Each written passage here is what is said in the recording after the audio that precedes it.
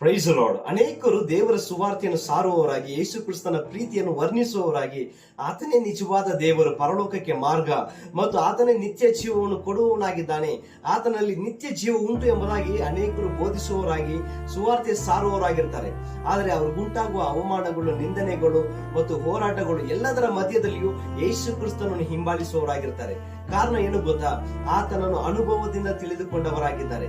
ಆತನನ್ನು ಆಶ್ರಯಿಸಿಕೊಂಡವರು ಎಷ್ಟೋ ಧನ್ಯರು ಎಂಬುದಾಗಿ ಅವರು ಎಲ್ಲವನ್ನು ತಿಳಿದವರಾಗಿದ್ದರು. ಪ್ರಿಯರೇ, ಈ ವಾಕ್ಯ ನೋಡಬಹುದು. ಕೀರ್ತನೆಗಳು 34ನೇ ಅಧ್ಯಾಯ 8ನೇ ವಾಕ್ಯದಲ್ಲಿ, ಯೆಹೋವನು ಸರ್ವೋತ್ತಮನೆಂದು ಅನುಭವದಿಂದ ತಿಳಿದುಕೊಳ್ಳಿರಿ, ಆತನನ್ನು ಆಶ್ರಯಿಸಿಕೊಂಡವರು ಎಷ್ಟೋ ಧನ್ಯರು ಎಂಬುದಾಗಿ ವಾಕ್ಯ ಬರೆಯಲ್ಪಟ್ಟಿದೆ.